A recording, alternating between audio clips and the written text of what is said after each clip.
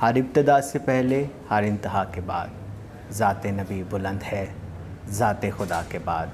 दुनिया में एहतराम के काबिल हैं जितने लोग, मैं सबको मानता हूँ मगर मुस्तफ़ा के बाद। सामीन व नाज़रीन, रेडियो आवाज़ FM 107 की फ्रीक्वेंसी, 94 न्यूज़ का स्टूडियो और बरकाते रमज़ान नशरियात।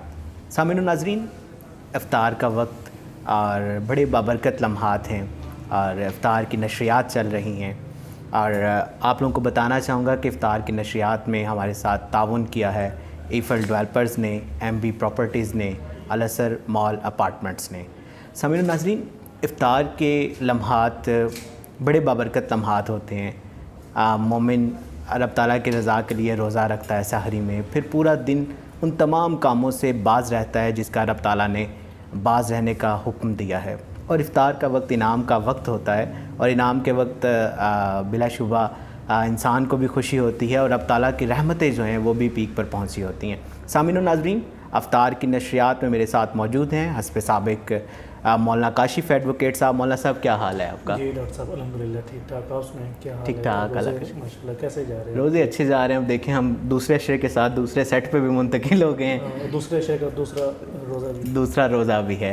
और बिल्कुल सामीन व नाज़रीन, हमारे साथ मौजूद हैं बारगाह रिसालत में गुलहा अक़ीदत पेश करने के लिए हमज़ा कादरी। हमज़ा भाई, क्या हाल है आपका? ठीक है, अल्हम्दुलिल्लाह ठीक ठाक। आप सुनाएं जी, कैसी? ठीक ठाक, अल्लाह का शुक्र। सामीन व नाज़रीन, हमज़ा भाई को हम मेरा ख्याल है पहले अशरे से मदऊ करने की कोशिश में हैं और आज जो है वो ये आ गए हैं। हम इंतहाई शुक्रगुज़ार हैं कि उन्होंने अपने कीमती वक्त में से वक्त निकाला है। सामीन व नाज़रीन, हमारे प्रोग्राम का फॉर्मेट ये होता है कि आपके सवालात जो हमारे पते पर हमें मौसूल होते हैं, हमारे नंबर 0546 502 107 पर मौसूल होते हैं, या हमारे सोशल मीडिया पेजेस पर आप अपने सवालात हमें भेजते हैं। अब वो हम आलम दीन से कुरान और हदीस की रोशनी में उसका जवाब तलब करने की कोशिश करते हैं। और मैं हमेशा यही कहता हूँ कि सामीन व नाज़रीन, जब भी दीन को सीखने की बात आए तो बढ़ा चढ़ा कर पूरे ज़ौक़ शौक़ के साथ, सीखने की नीयत के साथ, सीखने के शौक़ के साथ जो है वो पूछा करें और इसी तरह ही पूछने से जो है वो चीज़ें समझ आती हैं। और बिल्कुल मौला साहब, आज हमारे पास जो पहला सवाल आया है जिसे हम अपने प्रोग्राम का हिस्सा बनाना चाह रहे हैं वो ये कि क्या वालदा अपने छोटे बच्चे को रोज़े की हालत में खाना छुपा कर दे सकती है? यानी कि घर में सबका रोज़ा है लेकिन बच्चे, जाहिर सी बात है, वो भूख बर्दाश्त नहीं कर पाते, तो वालदा का ये पूछना है कि अगर एक घर में नाबालिग बच्चा है, अभी बालिग नहीं है, रोज़ा नहीं रख सकता या किसी वजह से उस बच्चे ने रोज़ा नहीं रखा, तो क्या उसे छुपा कर खाना दिया जा सकता है बच्चे को, या फिर उससे जो है वो एहतरामन जो है वो खाना नहीं दिया जा सकता? कुरान और हदीस की रोशनी में बताइए। बिस्मिल्लाहिर्रहमानिर्रहीम। देखें डॉक्टर साहब, रमज़ान मुबारक के जो रोज़े हैं वो आपके लोग बालिग पर फ़र्ज़ है। जो छोटा बच्चा है जो अभी बालिग नहीं हुआ तो वो रोज़े का ना है लेना वो रोज़ा रख सकता है, तो वो खाना खा भी सकता है, माँ छुपा कर दे या सामने दे दे। तो मेरा ख्याल है कि ये सवाल छुपा के होगा या चबा कर होगा, जिस तरह भी चबा कर चबा कर लिखा हुआ है। चबा कर खाना खाने का मसला है कि बच्चा छोटा है और माँ का रोज़ा है, तो बच्चा खुद उसके दांत है नहीं कि वो चबा सके। अच्छा, दोनों तो बताइएगा, पहले वो वाला बताइएगा, चलें वो भी। वो छुपा कर खा ले, सामने खा ले, कोई हर्ज नहीं है क्योंकि वो रोज़ा तो उसका है नहीं है, तो अपने घर में इंसान छुप के खाता है एक साइड पे बैठ के, तो साइड पे ही बैठ के खाना चाहिए। यानी कि एहतराम करना चाहिए कि रोज़े एहतराम रमज़ान में थोड़ा साइड पर होकर खाए, बेशक वो रोज़ा रखने का अहल है भी नहीं। बाकी चबा कर खाने के बारे में ये है कि वालदा का रोज़ा है और वालदा और बच्चा छोटा है और बच्चा खुद चबा नहीं सकता, तो आम दिनों में माएँ ऐसे ही करती हैं कि खुद अपने मुंह में निवाला लेकर चबा के फिर बच्चे के मुंह में डाल देते हैं कि बच्चा आसानी से उसको निगल लेता है, खा लेता है। तो रमज़ान मुबारक में अगर ऐसी कंडीशन है तो माँ अपने दांतों से चबा कर बच्चे को दे सकती है। इस चीज़ का एहतियात करे कि वो उसका खाना जो है ना वो हलक से नीचे ना जाए। अगर चबाने की सूरत में वो गलती से हलक से नीचे चला गया तो माँ का रोज़ा तो टूट जाएगा, फिर कज़ा होगी, उसकी कफ़ारा नहीं होगा। ठीक है। सामीन व नाज़रीन, बड़ा एहतियात वाला मसला है कि अगर चबा कर माँ बच्चे को खाना दे रही है तो वो चबा तो ज़रूर सकती है लेकिन कोशिश करें कि हलक से नीचे ना जाए। बिल्कुल सामीन व नाज़रीन, हमारे साथ मौजूद हैं हमज़ा कादरी, बड़ी खूबसूरत आवाज़ के मालिक हैं, बड़े खूबसूरत अंदाज़ में नात पढ़ते हैं। मैं उनसे मुल्तमिस हूँ कि बारगाह रिसालत में गुलहा अक़ीदत पेश कीजिएगा। हमज़ा भाई, बिस्मिल्लाह कीजिएगा। बलगल्लुला बेकमालिही काशफ़ दुजा बेजमालिही जमाले ही हसन जमीओ खिसाले ही सल्लु अलैहि वालैहि सल्लु अलैहि वालैहि। मैं था क्या मुझे क्या बना दिया, मैं था क्या मुझे क्या बना दिया, मुझे इश्क़ अहमद अता किया। मैं था क्या मुझे क्या बना दिया, मुझे इश्क़ अहमद अता किया। हो भला हुजूर की आल का, हो भला हुजूर की आल का। हमें मरना जीना सिखा दिया, बाला गल्लुलाबे का माल ही काशफ दुजा बेजमाल ही हसन जमीओ खिसाल ही सल्लु अलैहि वालैहि सल्लु अलैहि वालैहि। हो दुरूद तुझ पे भी आमीना, हो दुरूद तुझ पे भी आमीना। तेरे चांद पर भी सलाम हो, तेरे चांद पर भी सलाम हो। तेरी गोद कितनी अजीम है, तेरी गोद कितनी अजीम है। मिला तुझको माहे तमाम है, बाला गल्लुलाबे का माल ही काशफ दुजा बेजमाल ही हसन जमीओ खिसाल ही सल्लु अलैहि वालैहि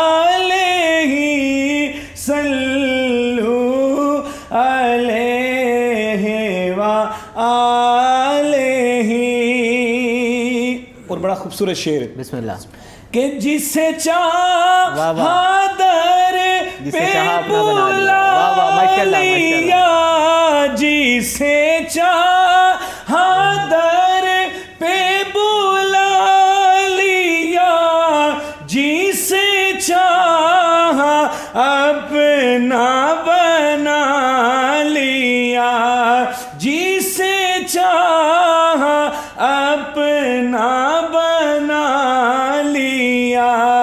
ये बड़े करम के हैं फैसले, ये बड़े करम के हैं फैसले, ये बड़े नसीब की बात है, बाला गल्लुलाबे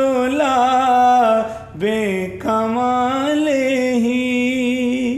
माशाल्लाह, सुभान अल्लाह, जज़ाकल्लाह। सामिन नाज़रीन, इफ्तार की बाबरकत लम्हात, और यकीनन सामिन नाज़रीन, रब ताला जो है वो इंसान की शहरक से भी ज़्यादा करीब है। वो तमाम लोग जो इस नशरियात में अपना हिस्सा डाल रहे हैं, उलमाए इकराम, नात ख़ान हज़रात, जो अपने कीमती वक्त में से रमज़ानुल मुबारक के लिए वक्त निकाल रहे हैं, बेशक ये तमाम काम जो हैं वो रब ताला की रज़ा के लिए हैं, और रब ताला ही इसका अजर ज़रूर देगा। अच्छा मौलाना साहब, जो कल हमने एक मसला डिस्कस किया था तलाक़ के हवाले से, वो उनका दोबारा से जो है वो हमें राब्ता हुआ है, और वो कह रही हैं कि जो बैरून मुल्क मेरे ख़ामन जो है वो मुकीम है, जब उन्होंने 2 तलाक़ें दी हैं तो मैंने डर से फ़ोन बंद कर दिया है, तीसरी तलाक़ की आवाज़ मैंने नहीं सुनी। तो इस हवाले से बताइएगा। लेकिन डॉक्टर साहब, ये बात हमने कल भी डिस्कस की है कि एक तलाक़ देता है या 2 तलाक़ें देता है तो उसके बाद रुजू की सूरत मौजूद होती है, लेकिन अगर तीसरी तलाक़ नहीं, कल असल में हमारे पास ये बात नहीं ना थी कि उन्होंने दूसरी तलाक़ के ऊपर फ़ोन जो है वो बंद कर दिया। कल तो मुकम्मल बात ये थी कि 3 तलाक़ें जो हैं वो पूरी दी गई हैं और सुनी गई हैं। हाँ जी, तो ये कि 2 तलाक़ें सुनी हैं, अब ये इबाम है कि उसने दी 2 हैं या 3 ही दी हैं, तो वो तो शोहर ने 2 दी हैं, उसने 2 ही सुनी है, तो 2 ही हुई हैं फिर। ठीक है, मतलब अगर तीसरी उसने दी है, अगर सुनी नहीं है, फिर इस बारे में यही है कि उसकी तलाक़ फिर नहीं हुई है, क्योंकि उसने उसको पैगाम नहीं पहुँचना, तीसरी तलाक़ का पैगाम पहुँचना ज़रूरी है, चाहे जिस तरह पहुँचे, मैसेज के ज़रिए पहुँचे, वॉइस मैसेज के ज़रिए पहुँचे, या उसको डायरेक्टली वो सुने, तो उसका पैगाम पहुँचना उसके पास ज़रूरी है। ठीक। सामिन नाज़रीन, कल भी यही हम लोग बता रहे थे, यही बात को डिस्कस कर रहे थे कि बड़ी मुख्तसर सी ये ज़िंदगी है और बड़ी छोटी सी दुनिया है, तो कोशिश कीजिए जब इसमें गुस्सा वगैरह आए तो आप अपनी हालत को तब्दील कर लें। अगर घर से बाहर निकल जाएं, आप अगर बैठे हुए हैं तो खड़े हो जाएं, दरूद पाक का विर्द जो है वो शुरू कर दें। छोटे छोटे से मामलात होते हैं, और ये जो मामलात होते हैं इसमें तलाक़ 2 अफराद के दरमियान नहीं होती, बल्कि अब 2 घरों के दरमियान होती है, और बड़ा हमारे तो ये माशरे में इस चीज़ की गुंजाइश भी नहीं है। लेकिन कोशिश किया करें कि बैठ कर, और कोई इस तरह का मामला हो जाए तो अपने बुज़ुर्गों से, वालिदैन से बंदा रुजू कर लेता है, ये मामलात कर लेता है। अच्छा, आज हमारे पास एक और अहम सवाल आया कि क्या रोज़े की हालत में खून देना, खून लगवाना और खून का सैंपल देना, तीनों चीज़ें हैं, क्या आप रोज़े की हालत में खून दे सकते हैं, खून लगवा सकते हैं, और खून का सैंपल जो है वो खून की टेस्टिंग के लिए, क्या इन तीनों से जो है वो रोज़ा क़ज़ा होता है, टूटता है? कुरान और हदीस की रोशनी में बताइए। लेकिन डॉक्टर साहब, खून अगर कोई शख्स दे रहा है तो उसको देने में इतनी एहतियात करनी चाहिए, रोज़ा उसका नहीं टूटेगा ब्लड देने की वजह से, लेकिन इतना ना दे कि उसको कमज़ोरी हो जाए और उस कमज़ोरी की वजह से रोज़े को पूरा करना मुश्किल हो जाए। अगर वो इतना ब्लड देता है या उसके अंदर ऐसी कमज़ोरी हो, ब्लड देते मज़ीद कमज़ोरी आ जाती है और रोज़ा पूरा करना मुश्किल हो जाता है, तो ये अमर उसके लिए मकरूह है। लेकिन फ़ी नफ्सी ही ब्लड देने से रोज़ा उसका नहीं टूटेगा। और जो शख्स ब्लड लगवा रहा है किसी बीमारी की वजह से, उसके रोज़ा ब्लड लगवाने की वजह से उसका रोज़ा भी फासिद नहीं होगा। और इसी तरह कोई शख्स सैंपल दे रहा है, ब्लड निकलवा रहा है सैंपल देने के लिए, कोई टेस्ट खून का करवाने के लिए, तो उसके करवाने से रोज़े पर कोई असर नहीं पड़ता। ठीक, बिल्कुल। सामिन और नाज़रीन, कुरान और हदीस की रोशनी में तीनों सवालात हमने पूछ लिए हैं कि रोज़ा की हालत में खून देना या सैंपल देना या खून लगवाना, तीनों सूरतों में ही रोज़ा नहीं टूटता। हमज़ा कादरी भाई हमारे साथ तशरीफ़ फरमाए। हमज़ा भाई, अफ्तार के औकात करीब हैं, मुख्तसर सी हाज़री जो है वो पेश कीजिएगा। मैं कुछ भी नहीं हूँ, मेरी औकात ही क्या है, मैं कुछ भी नहीं हूँ, मेरी औकात ही क्या है, मैं कुछ भी नहीं हूँ, मेरी औकात ही क्या है, जो कुछ भी मेरे पास है, जो कुछ भी मेरे पास है, आका की अता है, जो कुछ भी मेरे पास है, आका की अता है। विरसे में मिली है मुझे सरकार की उल्फत, विरसे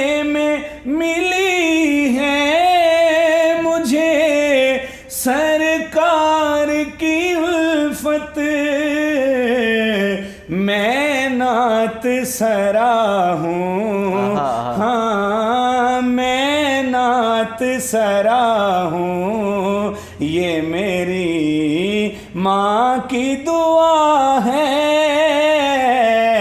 जो कुछ भी मेरे पास है आका की अता है। सरकार का सदका मेरे लजपाल का सदका, सरकार का सदका मेरे लजपाल का सदका।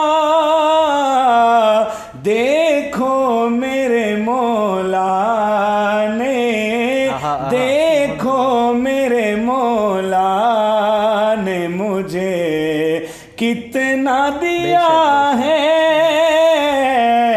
मैं कुछ भी नहीं हूँ, मेरी औकात ही क्या है। और बड़ा खूबसूरत शेर, बिस्मिल्लाह बिस्मिल्लाह। कि क्यों लरज़ाना दरबारे यजीदी पे हो तारी, क्यों लरज़ाना दरबारे यजीदी पे हो तारी। ज़ैनब तेरे लहजे, हाँ ज़ैनब तेरे लहजे में अली बोल रहा है। जो कुछ भी मेरे पास है आका की अता है। मैं कुछ भी नहीं हूँ, मेरी औकात ही क्या है। जो कुछ भी मेरे पास है आका की अता है।